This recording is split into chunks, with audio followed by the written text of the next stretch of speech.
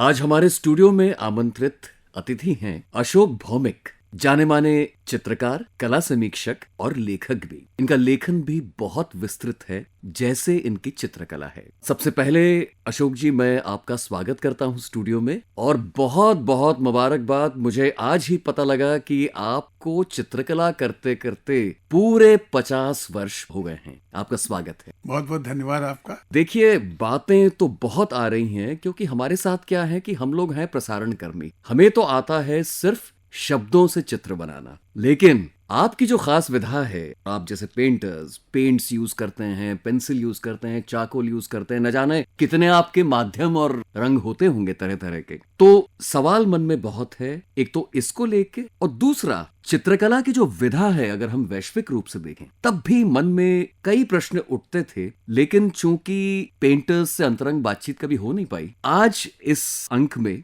हम इस मुलाकात का जरूर फायदा उठाएंगे कुछ नया जानने के लिए। और मैं बात कर रहा हूं श्रोताओं के बिहाफ पे। तो मैं श्रोताओं को बताना चाहूंगा कि आपकी 2 किताबें, आपकी तो कई किताबें पब्लिश हुई हैं, लेकिन हमारे इंटरेस्ट के इस समय हमारे पास हैं 2 किताबें, चित्रकला, चित्र और चित्रकार, और दूसरी किताब है भारतीय चित्रकला का सच। अन्य बातों पे तो आएंगे, लेकिन सबसे पहले, चूंकि ऐसा बहुत कम होता है कि प्रसारण से जुड़े लोग इतनी डिटेल वाली किताब कभी पढ़ते हैं पेंटिंग को लेकर, तो ये पढ़ी, और शुरुआत होते ही एंड्रू वायथ, लुआय कयाली, पामिजियानिनो, पिकासो, जूल्स ब्रेटन से लेकर विस्तृत भारतीय शैलियों के उद्भव तक इसमें जिक्र है। तो सबसे पहले ये बताइए कि अब इसका सार क्या निकलता है। आपने तो मतलब एक विश्व का एक दौरा करा दिया सबको। क्या सार निकलता है इस किताब का? जहाँ तक आपने विश्व के बारे में बात की, चित्रकला दरअसल अगर आप गौर करें, चित्रकला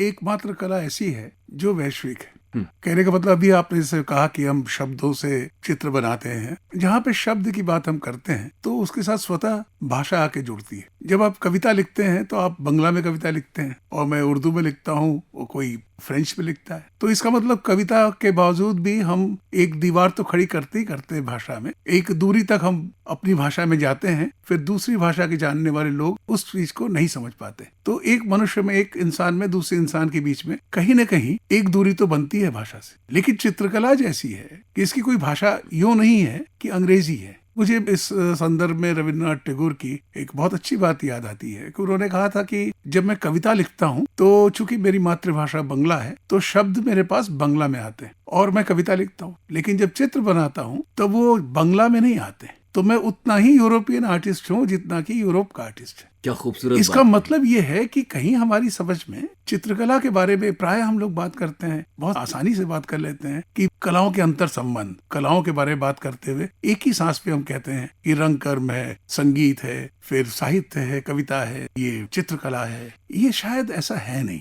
जिन कलाओं का संबंध भाषा के साथ है, जो जुड़ा है, अनिवार्य रूप से जुड़ा है। जैसे कि अगर आप मान लीजिए कि कहीं बांसुरी कोई बजा रहा या रविशंकर के सितार सुन रहे हैं, तो जाहिर है वो बंगला में सितार नहीं है, जाहिर वो भारतीय सितार नहीं है। उसके जो नुआंसेस है वो भारतीय भले ही आप कह लें। मुझे लगता है कि इन संकीर्णताओं को, मैं इस शब्द को स्ट्रेस दूंगा, सीमाओं को छोड़ के मैं संकीर्णता कहूंगा कि चित्रकला उसके कहीं ऊपर है। अगर आप देखेंगे चित्रकला में, कभी आप, अभी मुझसे मेरी बात हो रही थी एक सज्जन से, उन्होंने मुगल कला के बारे में बात की। अब एक इतिहास लिखते समय हम उसको कहेंगे कि ये मुगल कला है, इस सदी में अकबर के बाद से ये चित्रकार मुगल कला के कलाकार हैं। उसके बाद हम पहाड़ी कहेंगे, उसके बाद हम राजस्थानी कहेंगे। इस तरह से एक इतिहास की रेखा खींचने के लिए हम सीधे एक के बाद एक खींच सकते हैं। लेकिन जो दर्शक है, जो आम दर्शक है, जिससे इतिहास से कोई लेना देना नहीं है, अगर वो नहीं भी जानता है कि ये मुगल कला है, उसको रिस्पॉन्ड करना चाहिए और उसको अच्छा लगना चाहिए। अच्छा लगने के लिए ये जरूरी नहीं है कि उस चित्र की व्याख्या हम करें शब्दों से, क्योंकि जब भी हम शब्दों से व्याख्या करेंगे, जब एक चित्र को हम समझाएंगे कि देखिए इस चित्र में जो है ये फला व्यक्ति बैठा हुआ है, ये राजा था, ये बादशाह था हिंदुस्तान का, और ये इसकी पगड़ी ऐसी है, तो इस पगड़ी से पहचाना जा रहा है, इस मुकुट से पहचाना जा रहा है कि अकबर है। ये जो व्याख्या आप कर रहे हैं, हम भूल जाते हैं कि ये व्याख्या हम हिंदी में कर रहे हैं। कहीं ऐसा तो नहीं उस चित्र को हम हिंदी चित्र में तब्दील कर रहे हैं? क्योंकि अगर जो जर्मन व्यक्ति है, जो मराठी भाषी है, जो हिंदी नहीं समझता, उसके लिए फिर आपने एक बड़ी दीवार खड़ी कर दी। जो वैश्विक था, जिसकी कोई भाषा नहीं थी, उसको आपने भाषा में बांधा। मैंने संकीर्णता शब्द इसलिए प्रयोग किया है कि आज के तारीख में भी हिंदुस्तान में जब हम चित्र के जिस तरह के चित्र हम आसपास देखते हैं, उसमें आप देखिएगा कि एक नरेशन का, एक व्याख्या का, एक कंसेप्ट का, मैंने क्यों बनाया है चित्र, इसका बोलबाला बढ़ रहा। लोग जो है अपने चित्र के सामने खड़े होके 1 घंटा बोलते हैं, समझाते हैं। ये जो समझाने वाली बात है, अगेन मैं रविन्द्रनाथ ठाकुर को उद्धृत करूंगा कि उन्होंने कहा था कि चित्र जो है वो समझने की चीज नहीं है, वो अनुभव करने की चीज है। One should not try to understand a painting. He should feel it. Ashok जी, मैं रोक रहा हूँ आपको क्योंकि आपने एक ऐसी खूबसूरत बात कही गुरुदेव रविंद्रनाथ ठाकुर के हवाले से कि एक चित्र अनुभव करने की चीज है। मैंने आपकी पेंटिंग्स देखी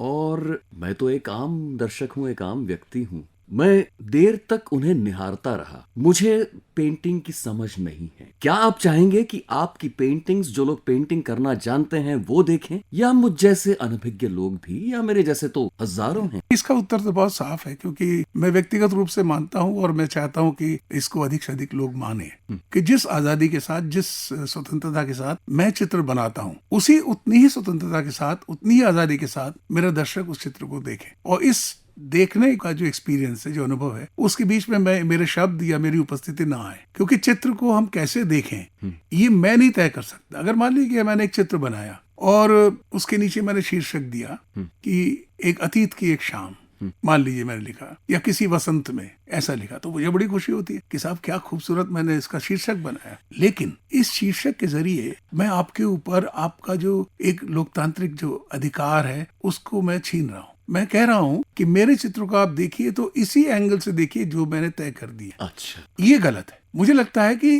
दुनिया के सभी चित्र मूलतः शीर्षक विहीन है, उसका शीर्षक संभव ही नहीं है। अगर आप मोनालिसा शब्द लिख रहे हैं चित्र के नीचे कि ये मोनालिसा है, या कि आप एक चित्र है जिसके नीचे लिखा है लास्ट सपर है, बावजूद कि आप लिख रहे हैं, ये संभव नहीं कि दुनिया का हर व्यक्ति उसको पढ़ सके। आप जानते हैं कि जैसे रामचरितमानस है, अगर आप देखेंगे कि लोग उसको कंठस्थ है उन लोगों को जो हिंदी शब्द को पहचान नहीं सकते, जिनका अक्षर ज्ञान नहीं है। तो सवाल इस बात का है कि हम अपने लोगों को, जो हमारे आसपास हमारा समाज है, उसके बारे में गजब किस्म के अंडरमाइन करते हैं। उनको सोचते हैं कि भाई हम इनको पेंटिंग समझाएंगे, ये समझ नहीं पाएंगे, इनको स्कूल ले जाइए, पेंटिंग सिखाइए, सीखने के बाद ये देखने लायक हो जाएंगे। मेरे ख्याल से ऐसी बातें है नहीं। लेकिन अशोक जी, अब इसी से एक और सवाल निकलता है। आपकी सपोज एक दीर्घा में एक प्रदर्शनी लगी हुई है आपके चित्रों की, वहां पर सुधीजन भी आएंगे आपके क्षेत्र के, और मुझ जैसे भी आएंगे। मुझ जैसे बहुत हैं, जैसा मैंने पहले कहा था। समीक्षा या आलोचना दोनों तबके करेंगे अपनी अपनी समझ से। क्या एक आम व्यक्ति की आलोचना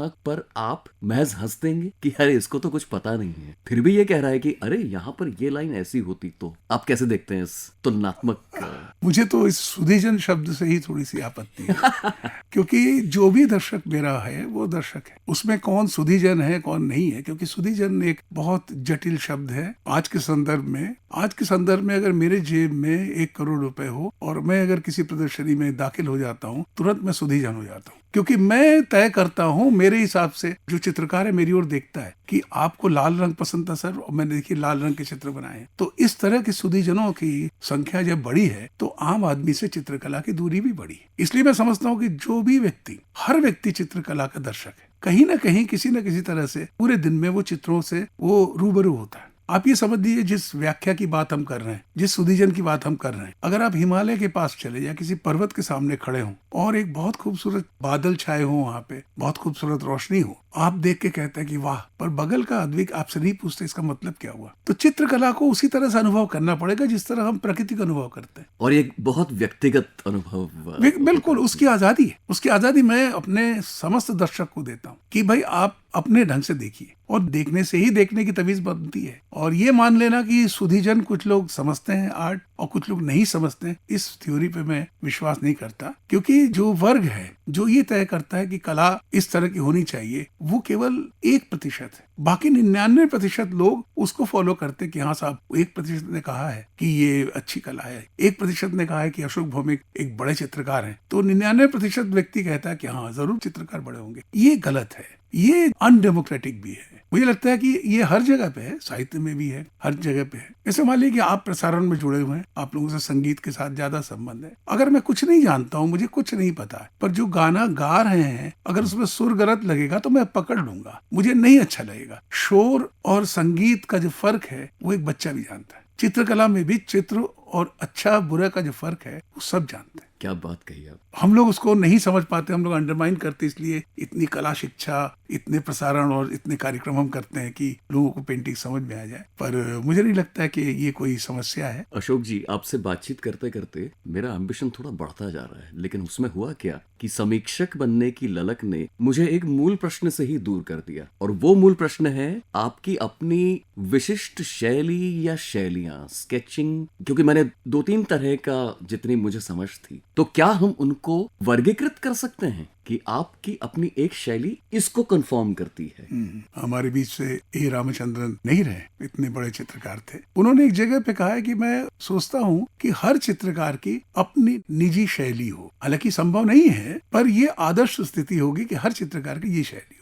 ये काफी एडवांस है, ये काफी प्रगतिशील विचार है, क्योंकि जो कला चलती आई है, जो लोक कला में आई है, उसमें आप देखेंगे कि एक शैली है, उसी को 100 लोग फॉलो कर रहे हैं। आप अगर दूर से भी देख लेंगे कि 200 साल पहले बना हुआ वारली का चित्र हो और उसके ठीक बगल में आज जो वारली का चित्र बना है उसको देख लेंगे, दोनों में कुछ फर्क नहीं पता चलेगा। क्योंकि उसमें फर्क इसलिए नहीं है क्योंकि अगर वारली बनाना है आपको तो उसकी एक विशिष्ट शैली है, उसी का अनुकरण करना है। लेकिन जो चित्रकला में जो शहरी जो चित्रकार हैं वो ऐसा नहीं करते हैं, वो अपने टूल्स, अपने टेक्निक, अपने सब विकसित करते हैं, और शायद इस प्रक्रिया में कुछ लोगों को अपनी शैली भी हासिल होती है। जहाँ तक शैली का सवाल है, ये सेकेंडरी होती है, ये बाद में आती है। पहले ये तय करना पड़ता है कि हम करना क्या चाहते हैं। और जैसे कि मैं मानता हूँ कि चित्र बनाने के पहले चित्रकार को बनना पड़ता है। अच्छा, एक व्यक्ति, पहले आम व्यक्ति है, वो ये तय करता है कि मैं चित्र बनाऊंगा, और केवल ये तय करने से नहीं होता है, उसकी दृष्टि होती है, वो स्केचेस करता है, वो जाके प्रैक्टिस में पहले स्केचेस करता है। वो मेरे साथ ये हुआ कि मैं जब इस प्रक्रिया से गुजर रहा था तो मैंने, जहाँ पे जो लेबर चौराहे में जो लोग आते हैं, जो मजदूर आते हैं, जो दिन भर के लिए काम करने के लिए आप उनको पैसे दे के ले सकते हैं, या जो भिखारी हैं, इनको मैं स्केच करता था। और ऐसा क्यों हुआ मुझे नहीं पता, पर मैं बहुत सुंदर चीज, एक गुलाब, एक बहुत खूबसूरत महिला, इन सब को स्केच नहीं करता था। तो इसने मेरे रास्ते तय किए। जब और आगे बढ़े तब मुझे लगा कि वाटर कलर जो है मेरे लिए ज्यादा काम का नहीं है, और मुझे लगा कि वो सॉफ्टनेस है उसमें, और इसलिए ऑब्वियसली उसके बगल में मेरे पास एक शार्पर, एक बहुत ही डेफिनेट किस्म का माध्यम उपलब्ध था, वो था पेन एंड इंक। वो जेब में भी पेन लेके चलते हैं, कागज बनाते चले जा रहे हैं। मैं साइंस का स्टूडेंट था, पेंटिंग करने को उतना समय नहीं मिलता था, तो हम लोग यही करते थे कि भाई जो स्केच पैड है उसमें पेन से बना रहे हैं, तो पेन से बनाते हुए एक शार्पनेस अपने आप आती चली गई। जब दो रेखाओं के बीच का जो स्पेस है उसको भरने की बात आई, तब हमने उसी पेन से क्रॉस हैच किया। क्रॉस हैच करके उसको भरा नहीं, उसको रंग से नहीं भरा, बारीक लाइनों से उसको भरा। इस तरह से धीरे धीरे धीरे आज आके 50 साल बाद लगता है हाँ मेरी एक शैली है। पर इस शैली के बनते समय बहुत सजग रूप से कि भाई मैं ऐसा कुछ करूंगा जो किसी ने ना किया हो, या मैं किसी को कॉपी ना करूं, ऐसी बातें होती नहीं है। आप अपना काम करते चले जाते हैं, अचानक पाते हैं कि हाँ आप औरों से थोड़ा सा भिन्न है। पर वो तय करके चलना कि मैं औरों से भिन्न ही होऊंगा, ये शायद मुश्किल काम है। कम से कम मेरे लिए तो संभव नहीं था। थोड़ा सा विषयांतर करता हूँ, लेकिन बहुत ही प्रासंगिक मुझे लगता है ये प्रश्न। हर विधा की अपनी अपनी एक छाप होती है, एक असर होता है, खासतौर से अपने पारिवारिक जीवन पर। एक पेंटर की जिंदगी में आप चाहें तो मुझे उत्तर ना दें, लगे कि ये ज्यादा ही संवेदनशील सवाल है, लेकिन पारिवारिक इसको पटल पर रख के देखा जाए, घर का माहौल कैसे रहता है, परिवार के अन्य सदस्य इस विधा की ओर कैसे देखते हैं? कि मैं इस मामले में भाग्यशाली था, क्योंकि मेरा जन्म एक बंगाली परिवार में हुआ था। तो बंगालियों में आमतौर से कला के प्रति एक उनकी दृष्टि अलग रहती है। लेकिन साथ ही साथ ये भी रही कि जब मैं इंटरमीडिएट पढ़ रहा था तब मुझे लगा कि मुझे आर्ट्स कॉलेज में जाना चाहिए। पर मेरे माता पिता का कहना था कि आप पढ़े लिखे हैं, इसका प्रमाण ये है कि आप पोस्ट ग्रेजुएट हैं, और वो भी ये नहीं कि कहीं बीए से पास करके एमए कर लिया ना, एमएससी। अगर साइंस में आप हैं तो ये एक मूल धारणा थी। हम लोग 3 भाई थे, मैं सबसे छोटा, और वो दोनों ही इंजीनियर और साइंटिस्ट बने, और मुझे जाना पड़ा साइंस में। इस तरह से मेरे घर में और कोई परेशानी चित्रकला को लेकर नहीं हुई। अशोक भौमिक जी, आप स्टूडियो में आए, आपका बहुत बहुत धन्यवाद। धन्यवाद आप सबका।